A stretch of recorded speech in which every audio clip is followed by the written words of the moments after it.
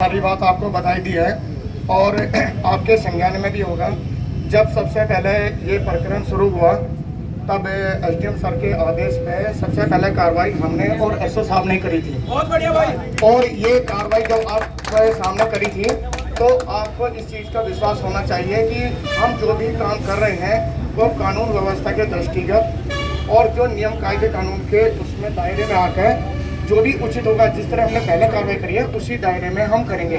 लेकिन चूंकि अब सारा प्रकरण जो है ये डीएम साहब के संज्ञान में है, डीएम साहब बाहर हैं और जो निर्णय होगा उन्हीं के स्तर का होगा, तो इसीलिए अभी आप लोगों से निवेदन है कि जो ये ठेली वगैरह हैं इनके लिए तो सर ने भी बोल दिया और हम भी आपको बोल रहे हैं कि इनको तो 100 मीटर के दायरे से बाहर करा देंगे। कोई 70 मीटर है, अगर वो 30 मीटर खिसक जाएगा कोई ऐसा इशू नहीं है कि उसका रोजगार बंद हो जाएगा।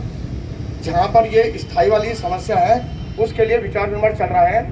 वहाँ पर थोड़ा सा जो कन्फ्यूजन की स्थिति हुई वो केवल पके हुए भोजन और कच्चे उसकी वजह से हुई कि जो फूड सेफ्टी डिपार्टमेंट का कहना था वो यही था कि हमारे जो एक्ट है उसमें कहीं भी ऐसा प्रावधान नहीं है। इसी का विचार विमर्श चल रहा है।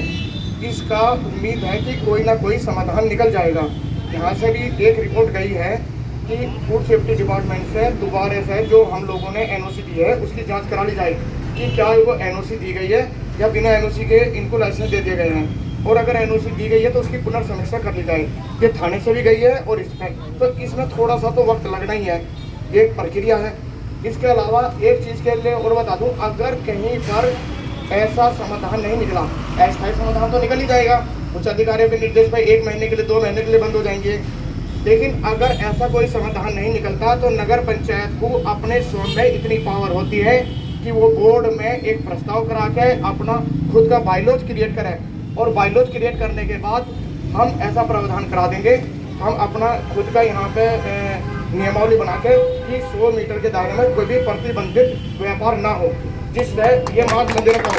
लेकिन उसकी एक लिमिटेशन है, जैसे बोर्ड में प्रस्ताव होगा, फिर बोर्ड में प्रस्ताव होने के बाद उसका गजट होगा। गजट होने में इस समय 1 से 1.5-2 महीने का टाइम लगता है।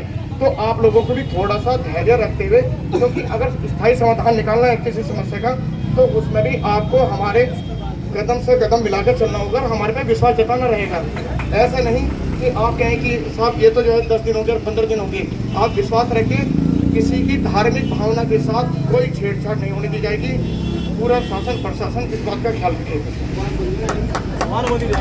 दुकान का तो सर ने आश्वासन दिया है, तो जो सर ने आश्वासन दिया है दुकान के लिए तो सर ने आश्वासन दिया है तो उसका तो पालन होगा ही, क्योंकि सर का आदेश है। जो है नहीं, वो जो प्रक्रिया है, जो प्रक्रिया हमने बताई है वो तो उसके लिए है कि अगर कोई जैसे फूड सेफ्टी डिपार्टमेंट का जो अधिनियम है उसमें अगर इस तरह का प्रावधान ना हुआ तब के लिए बता रहे हैं कि हम अपना खुद का बायलॉज बना के ऐसा प्रावधान करेंगे। वो तो अगला स्टेप है। लेकिन अगर कहीं ऐसा प्रावधान मिल जाता है कि हो सकता है तो क्या पता उसकी जरूरत ही ना पड़ेगी। फिर भी कहने का तात्पर्य ये है कि तब तक वो तो दुकान बंद नहीं रहे, उसके लिए तो सर ने आपको आश्वासन दे दिया और उसका